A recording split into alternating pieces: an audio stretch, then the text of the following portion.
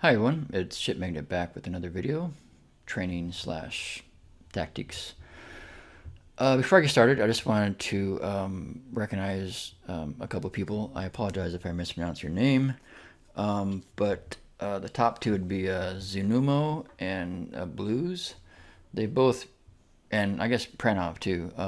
All three of them they've started groups and Discord chats, and Zunomo has this whole tournament tree that he tracks and records all the tournaments. So I mean, you guys have really made this a real nice little community. And I know when I first joined, I kind of tried to do that, but I didn't get very far. And you guys just really picked up the baton around with it. So very cool what you guys are doing, and looking forward to more good things from all of you.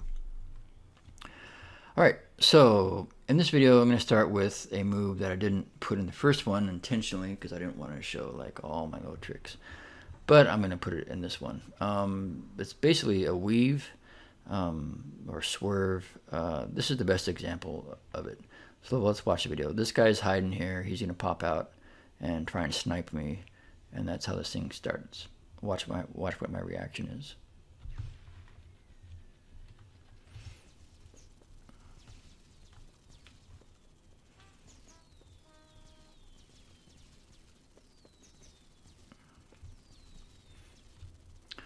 Now this is particularly awesome because in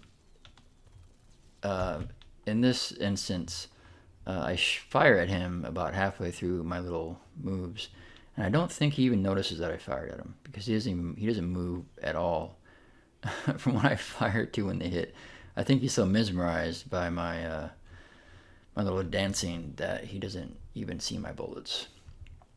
So basically, yeah, it's just what you saw. You just go back and forth, and it makes it very hard to hit you because there's a delay when you hit fire from actual fire time. So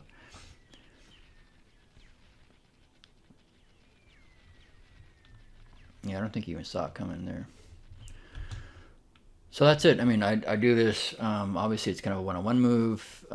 Distances have to be right, but I do it quite a bit. I think you saw it in my last video. I just didn't point it out. But here's some other examples of the weave.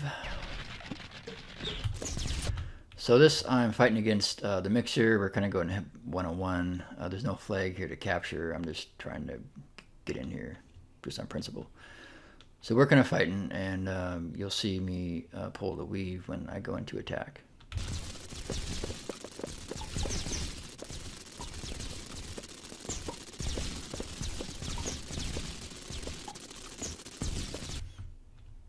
I'm assuming that you all saw it. We'll try to get slow motion here. So I see an entrance here, an opening. So I'm going left. You're just going to see it left, right, and you'll notice on my very last left to right, he shoots behind me, which is a common thing. Left and right, and here he shoots behind me. And of course, I win that face off. So left, right, left, and right. And since we're such short distance, if you can make him miss with one bullet and you have one extra in your chamber, then you're going to win that exchange. All right, and the third example is pretty cool. This is against 4 waiting or 4-8, 4 waiting, whatever. We've battled quite a bit, so he's seen my little weave mode quite a bit, and you'll see that he changes his reaction. So he has a tank. Let's watch here.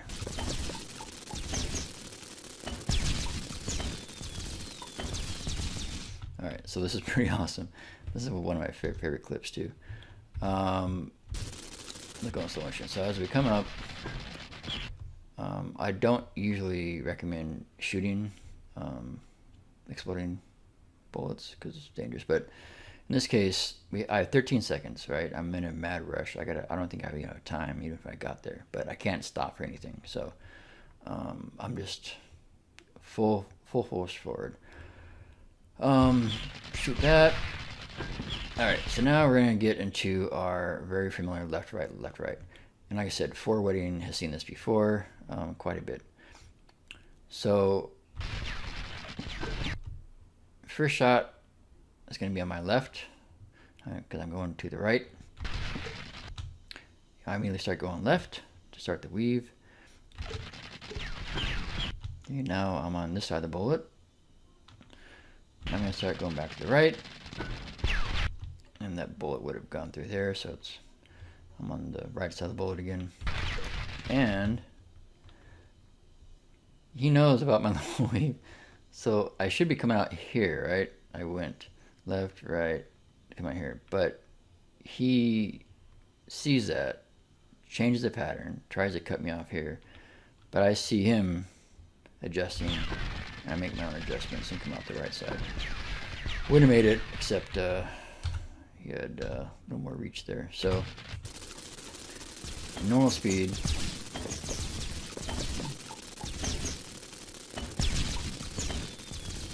But it's still just that, it's just that weaving movement. Left,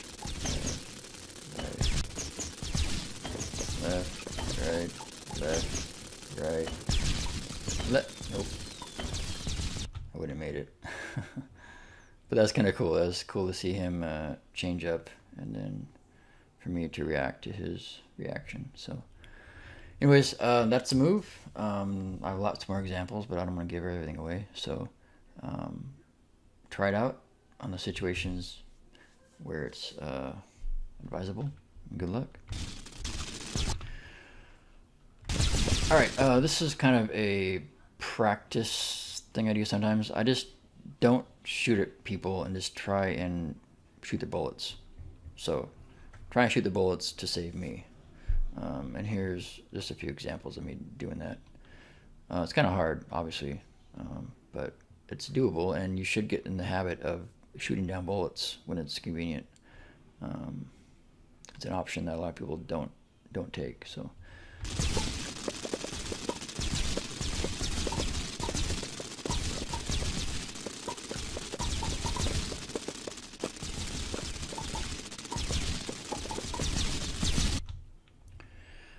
Not that exciting, I know, but all the same, it's a good exercise to try because you want to get used to shooting bullets out of the air, especially the ones about to hit you. So, and I think if I hadn't done these exercises and get used to it, I don't think I'd have the reaction time to shoot this one because it's pretty fast there. And I get lucky, he just goes through me. But the point is, this is practice shooting bullets out of the air. Something similar against quite a few more people.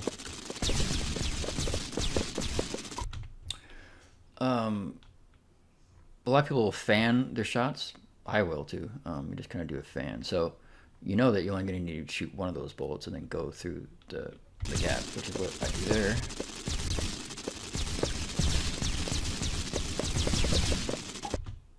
And again, I'm not shooting anybody, I'm just waiting for them to shoot me so I can shoot the bullets. So I got that one. Got that one. I could have gotten this one. I have ammunition, but it's just too late, unfortunately.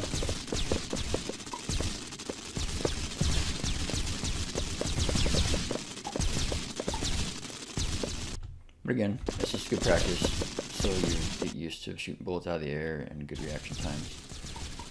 And this is the last example, kind of an extreme example. But I just kept my head focused and just shot. All I focus on is the bullets that he was shooting. Boom, boom, boom, boom. I killed him too, but the point is, it was all defense. So,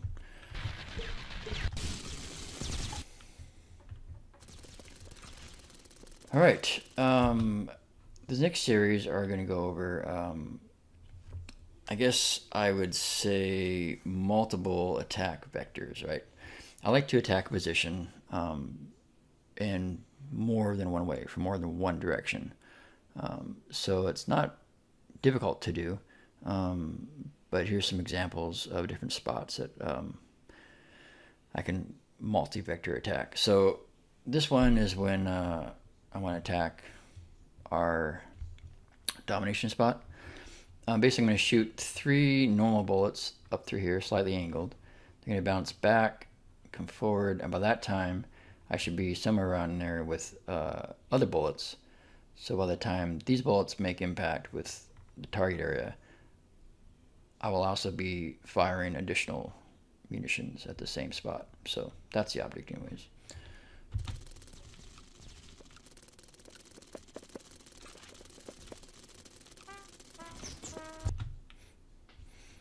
And see right here, as my shots come off the back wall, I'm already here.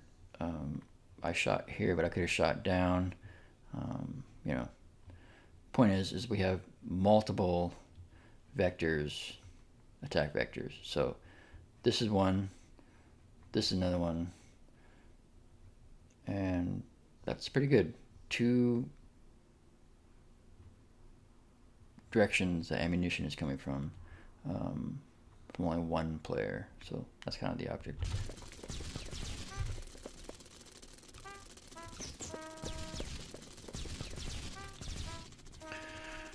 And another similar object here is when I want to create 2 different attack vectors. So in this case,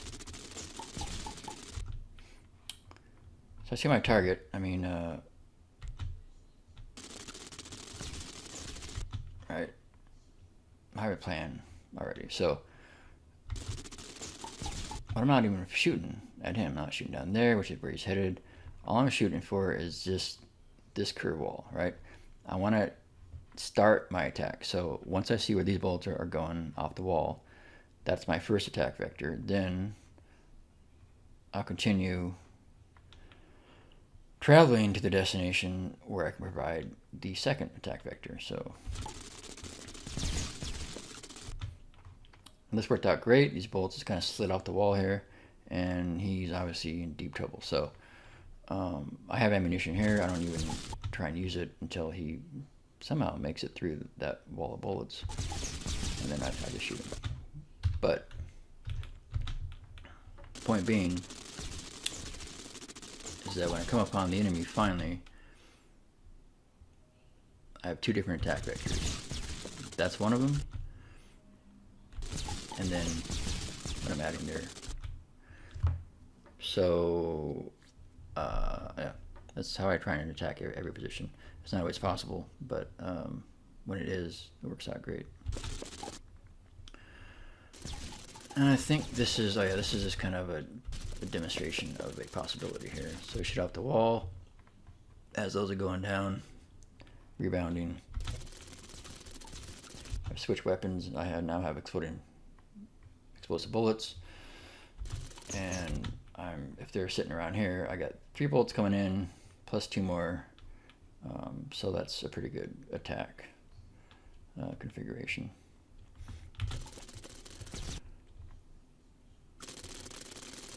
All right. Oh yeah. Last but not least, you don't have to have a lot of bullets in order to do a multi-vector attack. In this case, it's the old familiar case of you got a guy exiting and you're trying to pin him down. So in this case, I'm going to be using different ammunition. So I'm going to shoot here and here. So these are my 2 attack vectors to start with, here and here. And then when that fleshes them out, I have a different attack vector from over here. So I shoot almost simultaneously. So he's kind of trapped. I mean, if he could stop just stop moving, and that'd be the safest play. But people forget that they can stop moving, so they usually just keep running around. So this is kind of scary, right? He has bolts on either side of him, which is my intention. And then my third attack vector is going to be coming in here. So that was 1, 2, and 3. And within those 3, I mean, I've covered a lot of space around this, right? If he stays here, he's fine. But everywhere else around this square was or is being attacked by me. So you don't have to have a bunch of bouncy bullets to do multi-vector attack. You just have to kind of plan ahead and be exact when you're shooting.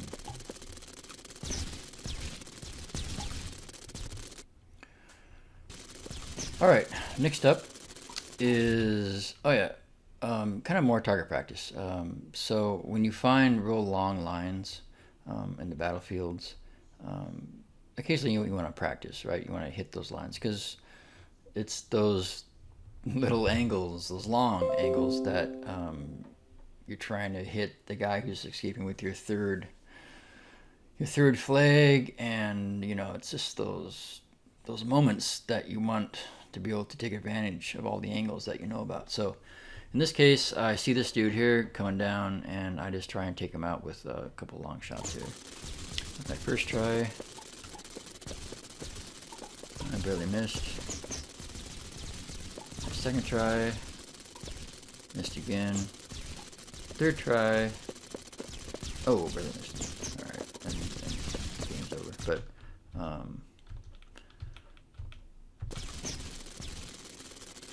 again, it's good to know these angles, and it's good to practice these shots. So in game time, when that guy is about to win the game and you need to kill him, that you know these angles, you know your timing, and you can make those long shots with confidence.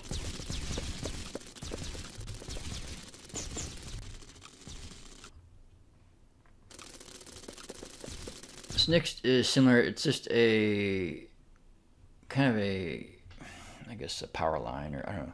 Just it's a way to shoot bullets that go a long ways. I mean, the longer your bullets are in the air, then the more powerful they come, right? They have more possibility of hitting people as long as they're in the air. So I like to find long lines that the bullets just go forever. And this is one of them. It basically goes from here all the way to over here. And you'll see these shots right here. And you end up all the way, boom, there. And I just kind of practice it a couple times, I think. So both of those made it. Yeah. So it's good practice when you find little lines to practice in when you can.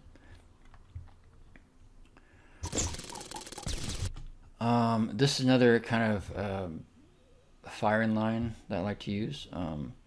It's when you're first on the snow on the left side. You just shoot just to the left of this post here, and those bullets will go almost to the complete end of the level, the opposite side of the level. So in this case, I just shot these bullets here. It wasn't the greatest, but you'll see I got the kill. Now that's not always going to happen. The point is this is just a really nice path. If I shot better, this would be a little more to the right. They would both gone through the door and tossed a couple bullets in the enemy's camp and being shot from my side of the field. So that's a nice little firing line there.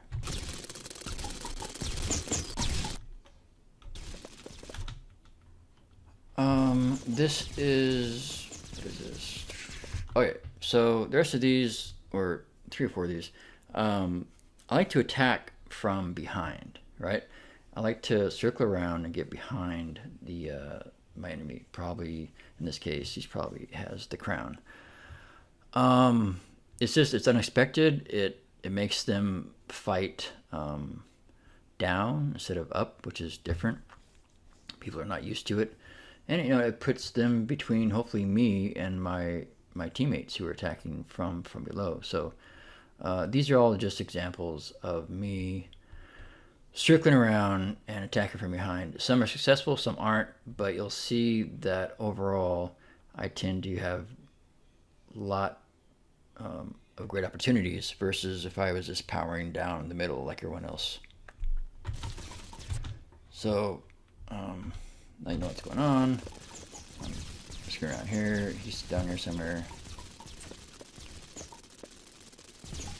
And he kills me, but the point is that I did have my opportunities. You know, even though he has guys around, by coming in behind him, I kind of avoid all that. So here's the second one. Yeah, I just increase the speed in these. So yeah, so this one, he's over here somewhere, which I know because you know we're playing the level. But I'm going to take an alternative route and come around from the side instead of right through the middle here. They're looking down here.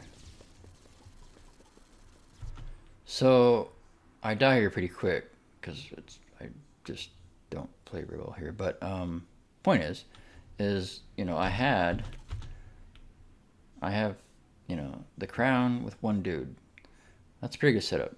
I'll take that any day. And you know most of the time I'm taking that crown. So again, nothing special here. It's just if I come from the side, you kind of catch them unawares. If you look, they don't really even pay attention to you, right? They're like looking down there. So another example. So he's over here.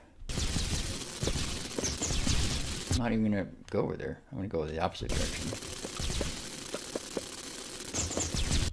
I'm kind of angling just to stay behind him here. I'm not going in for the kill. I'm just kind of corralling him a little bit. So we got people in front of him, and we got me sneaking up behind him. And it works. We get the kill. So again, it's just putting the enemy in situations where he's less familiar. You know, the firing's a little bit different when you're shooting down than versus up. And like I said, hopefully you have your teammates are coming up from the bottom, and so it's going to put the enemy should be caught between a rock and a hard place, hopefully. Alright, I think this is the same idea. The target's down here.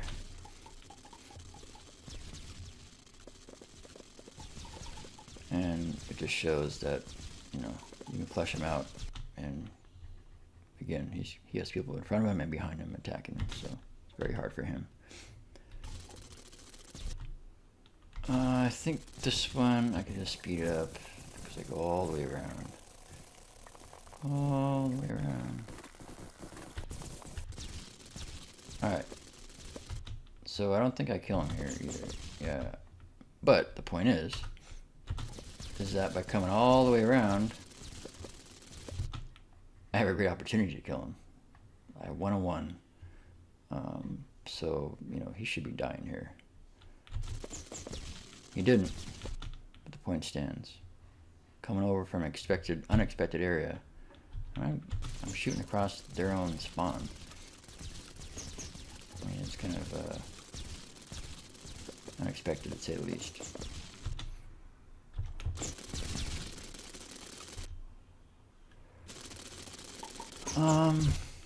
Oh yeah. Okay, this is almost the end of the video if you're too bored. This is the cool highlight with Nicholas. So you've seen me in my other videos, I shoot to the left and to the right. So whichever way they go, they'll be hit, right? Well, that works great unless you're Nicholas and you kind of know what I'm going to do. So you just sit there and let me shoot on either side of you. thought that was pretty cool.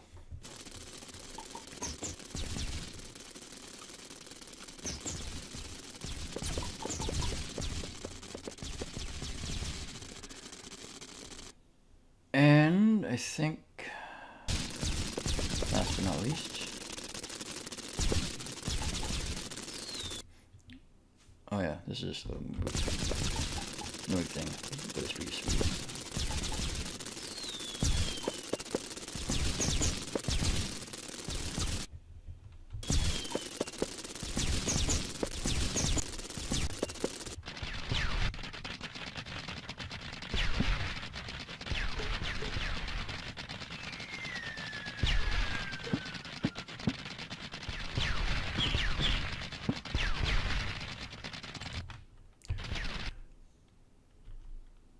Alright, I think that's it.